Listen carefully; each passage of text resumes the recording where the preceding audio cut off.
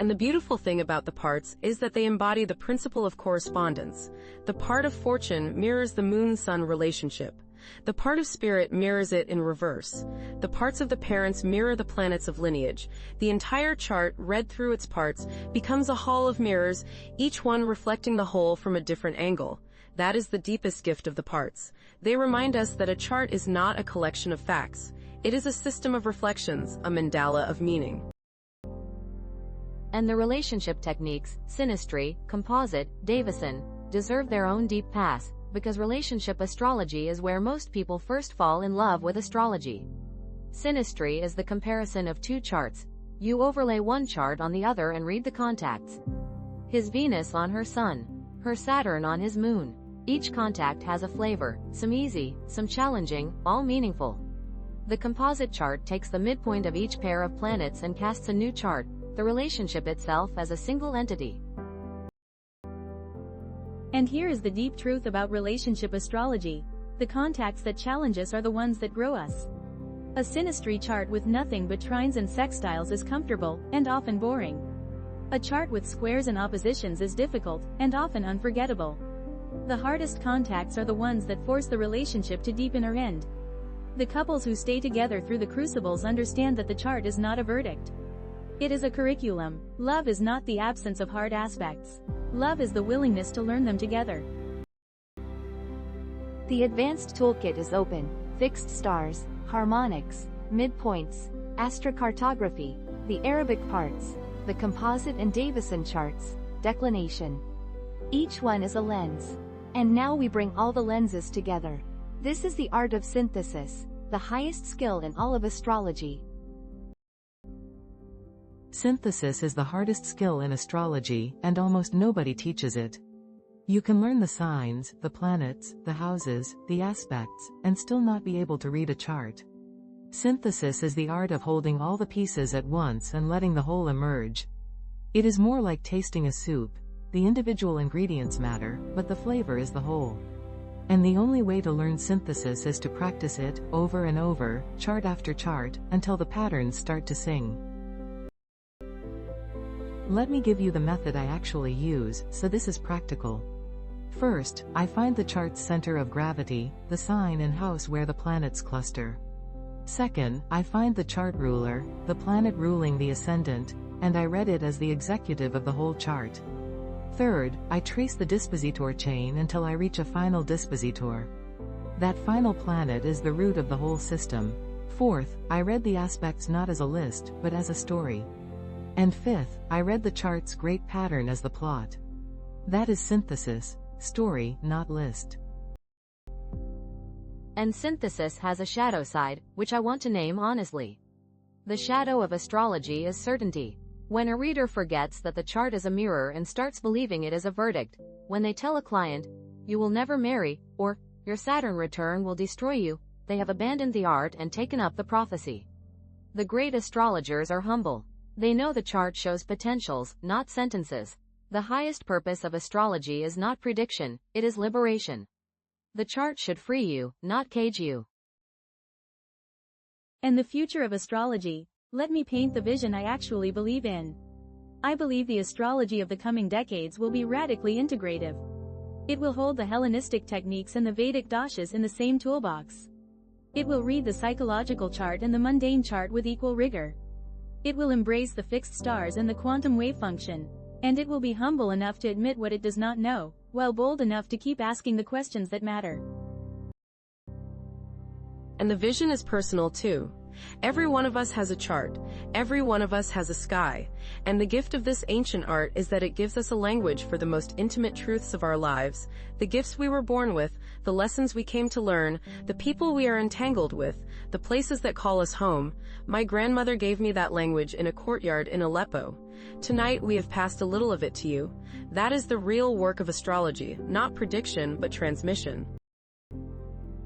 And the synthesis technique for you, the listener, if you want to try it tonight, take your chart and find your north node.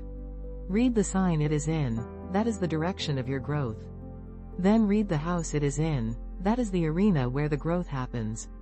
Then find the planet that rules your north node sign, and read where that planet sits. That is the instrument of your growth. One node, one ruler, one placement, and you have the spine of your life story. And if you want a vision for the collective, imagine an astrology that serves the world.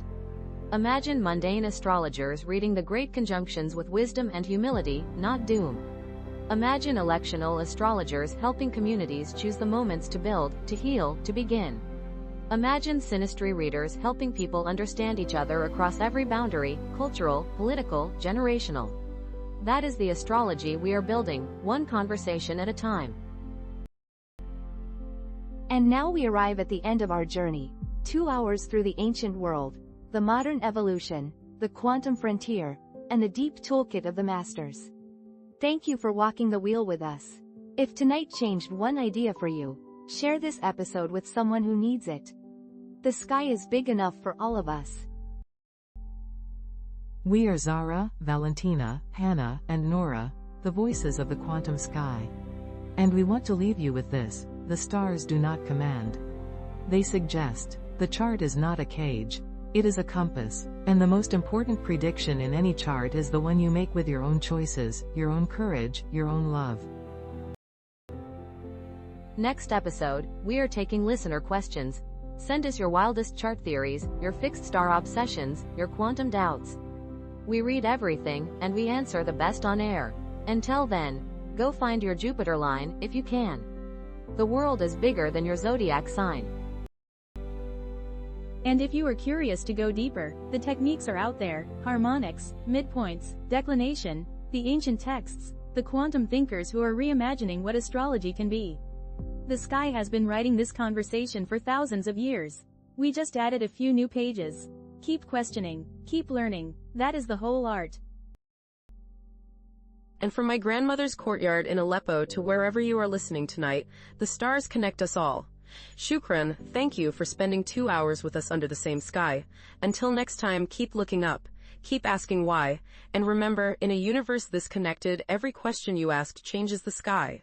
Good night and clear skies. The quantum sky was a theoretical exploration of astrology's history, techniques, and frontiers. Everything discussed, especially the quantum interpretations and any predictive ideas, is offered as metaphor, hypothesis, and tradition, not as established scientific fact and not as professional advice. The stars do not make your decisions. You do. Thank you for listening, and may your own sky always be full of questions. Okay, before we go any further, I have to ask you all something. Hannah, when I first pitched this episode, you laughed at me. Literally laughed. What changed your mind? What changed my mind, honestly? It was when I stopped thinking of astrology as a claim about physics and started thinking of it as a claim about meaning. Once you stop asking, do the planets cause this, and start asking, what does this pattern mean? The whole conversation shifts. Physics cannot answer, what does it mean? Meaning is not a physical quantity. And I think that is the real frontier, not proving astrology with equations, but taking meaning seriously as part of the universe. That is exactly what I have been trying to say for years, Hannah, and you said it in one sentence. The universe is not just matter in motion. It is matter in motion that means something, to us, at least. And astrology is the oldest technology we have for reading that meaning. It is the original hermeneutics of the cosmos. My grandmother would have loved this conversation.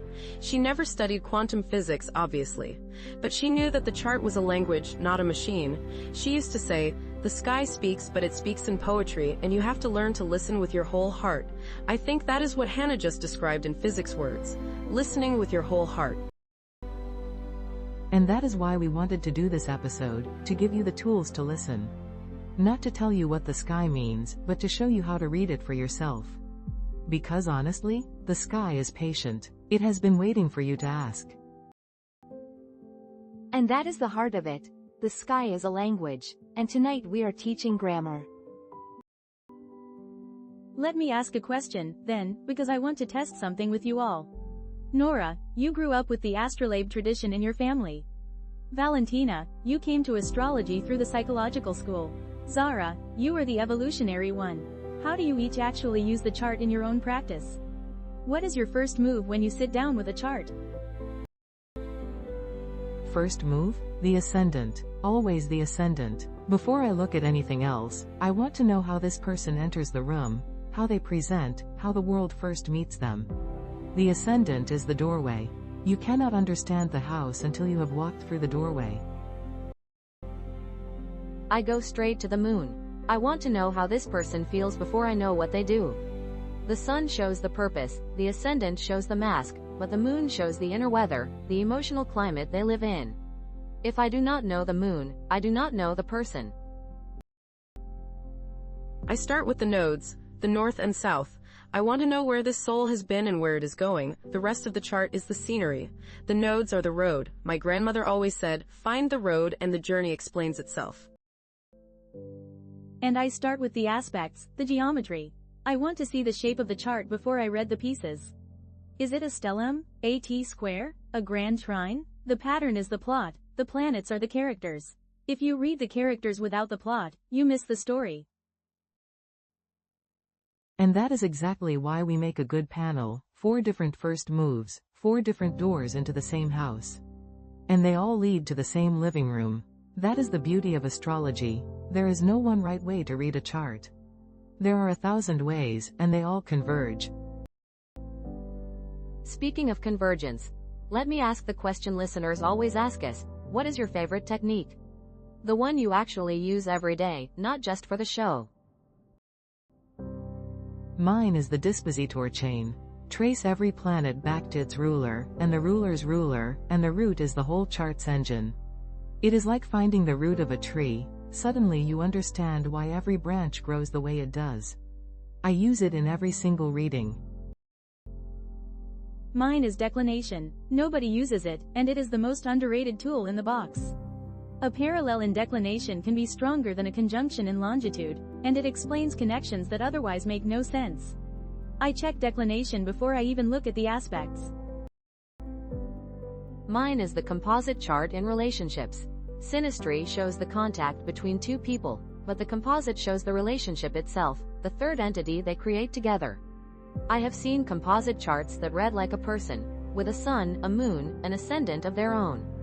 It is the most romantic technique in astrology. And mine, you will laugh, is the part of fortune. It is ancient, it is simple, and it never stops surprising me. When I check where the part of fortune is in a chart, and what it is touching, I learn more about someone's luck and body than from almost anything else. The ancients were not naive. They were precise. That is the thing about this art, it is ancient and precise. The Babylonians were keeping records before writing was common. The Greeks were writing textbooks before the Common Era. The Indians were tracking the moon's mansions for millennia. And we are still using their tools, still finding new depths in them. That is not superstition. That is a tradition with serious staying power. Let me ask another question. This one is for Nora, but I want everyone to answer. What is the biggest misconception people have about astrology? The one that drives you crazy?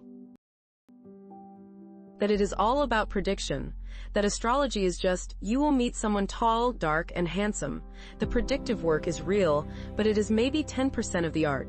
The other 90% is understanding. Understanding yourself, your patterns, your gifts, your lessons. Astrology is not a fortune-telling service. It is a mirror, and people keep asking it to be a crystal ball. Mine is that it is unscientific, as if that were the end of the conversation. Music is not scientific. Poetry is not scientific. Love is not scientific. Are they worthless? The question is not whether astrology is a science. The question is what it is, and what it is for. It is for meaning, and meaning is not measured in a lab. Mine is that astrology takes away your free will, that the chart is a cage. It is the exact opposite. The chart shows you your patterns so you can choose them consciously instead of being run by them unconsciously. The chart is not a cage. It is a map, and a map does not trap you, it frees you. And mine is that astrology is one thing, one monolithic belief system. But it is 1,000 traditions, Babylonian, Hellenistic, Vedic, Mayan, Chinese, Arabic, psychological, evolutionary, mundane, Hari. Each one is a different lens on the same sky. The astrology of the future will honor all of them. That is what we are doing tonight. And with that, we keep walking the wheel. through the ancient world, through the modern revolution, and into the quantum frontier. Can we talk about the quantum section for a second, before we get there? Because I want to be really clear about what we are and are not claiming. We are not saying quantum physics proves astrology. We are saying the concepts rhyme, superposition, entanglement, observer effect. And rhymes are not proofs. But they are clues. They are the universe hinting that the old poets were onto something. That is a beautiful way to put it. Rhymes are clues. And you know what? The more I study the history, the more I think astrology was always heading toward a quantum understanding of itself. The Babylonians had the data. The Greeks had the philosophy. The Indians had the timing. The moderns had the psychology. And the next generation, the quantum generation, will have the deepest conceptual framework of all. And the best part is that this is not a closed conversation. The physicists are still arguing about what measurement means. The astrologers are still arguing about what the chart means. And somewhere in the middle of those two arguments, that is where the future is being born. I feel lucky to be alive for it. Me too. And I think my grandmother would feel lucky too, not because she would understand the physics, but because she would recognize the spirit, the willingness to ask big questions, the refusal to accept easy answers. That is what she had, and that is what we are carrying forward.